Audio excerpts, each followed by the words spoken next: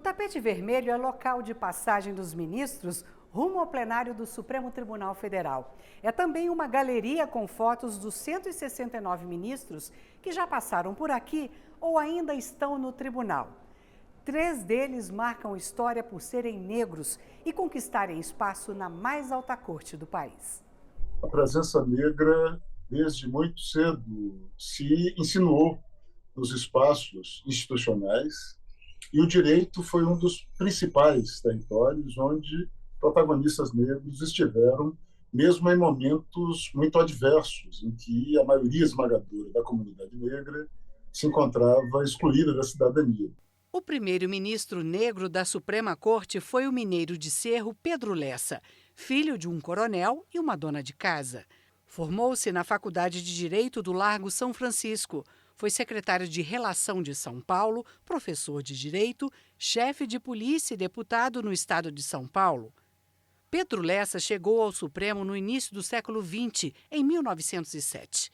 Ele se destacou por votos e manifestações brilhantes que ajudaram a construir a famosa teoria brasileira do habeas corpus. Na mesma época em que foi ministro do Tribunal, Pedro Lessa também ocupou a cadeira 11 da Academia Brasileira de Letras.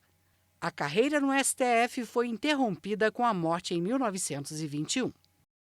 O segundo magistrado negro no STF foi Hermenegildo de Barros.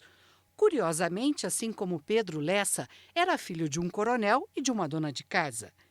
Este também mineiro nasceu em Januária. Hermenegildo de Barros se formou em Ciências Jurídicas e Sociais na Faculdade de Direito de São Paulo. Foi promotor público, juiz, desembargador. Em 1919, entrou para o Supremo Tribunal Federal. Na corte, ficou conhecido como defensor e garantidor das liberdades previstas na lei. Por 2 vezes, foi eleito vice-presidente do STF. A aposentadoria por decreto ocorreu no ano de 1937. Os 2 primeiros ministros negros têm muito mais em comum do que as origens e a carreira. Eles chegaram à Suprema Corte no início do século XX, não muito tempo depois da abolição da escravatura. Começo do século XX, estava todo um debate sobre qual é a identidade brasileira, né? Porque o Brasil tinha abolido a escravidão em 1888 e era uma escravidão negra, né, que usava o trabalho de pessoas negras escravizadas. Então tinha toda uma construção social que as pessoas negras eram inferiorizadas, sequer tinha sua humanidade reconhecida, era com uma pessoa caracterizada com ausência, né, de capacidade para pensamento intelectual, para atividades intelectuais. Então, ser um homem negro que foi nomeado para atividades, funções junto à Suprema Corte, né, no caso o STF no Brasil, evidencia, né, totalmente um rompimento para eles sobre todo aquele estereótipo de inferiorização construída.